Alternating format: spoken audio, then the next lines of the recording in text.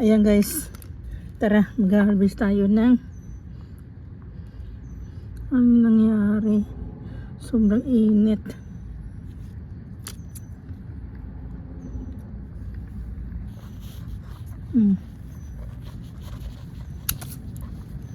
Harvestin natin kasi sobrang init.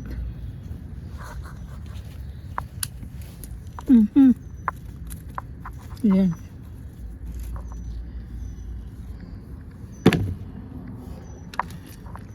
Harvestin natin yung mga bunga niya.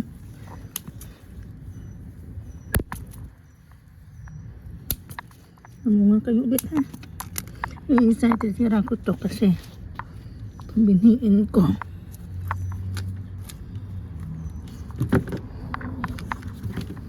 Bibinhiin natin. Yan. Na-harvest natin. Sobrang init. Harvestin na natin ng ating mga tanim. At nasusunog na sila. Sobra kasi ang init. Nako. Grabe. Wala na. Ako hindi ko na rin kaya. Sobrang init. Hindi ko na sila maalagaan. Ayaw ko nang lumabas. At napapaso yung mga balat ko.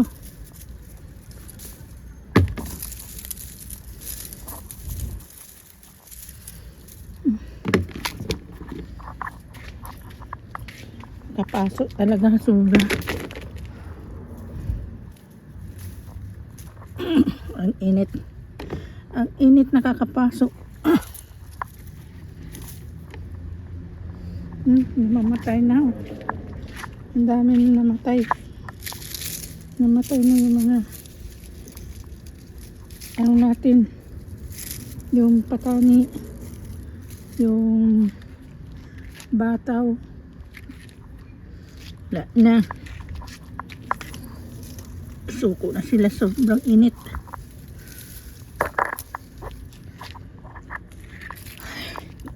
Kahit ako, suko ako sa sobrang init.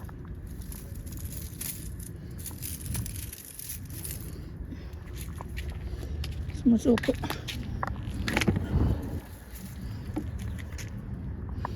Sumusuko ako sa init.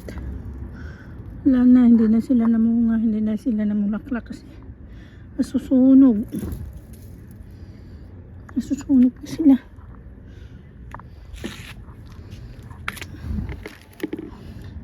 Yan.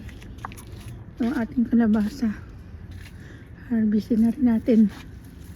Hindi na rin sila lumalaki.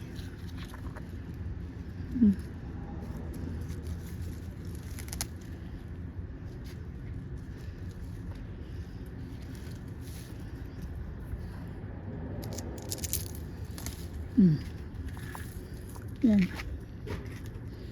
Harvest na lahat.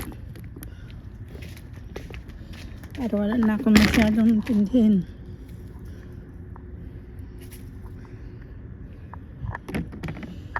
Ito ang isa pa. Yan o.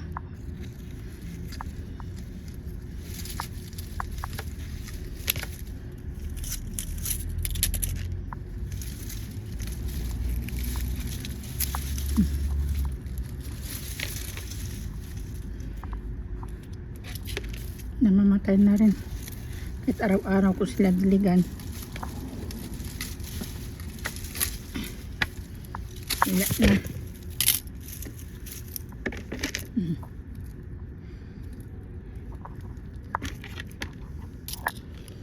Hindi na kaya. Hindi na nila kaya. Alas 9 dito. Grabe ang init.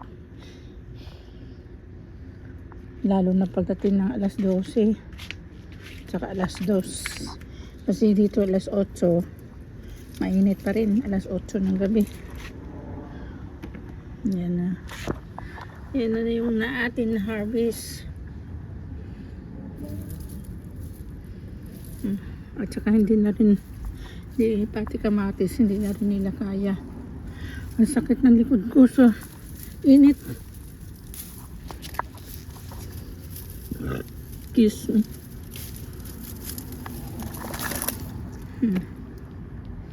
Yan na yung atin na harvest guys.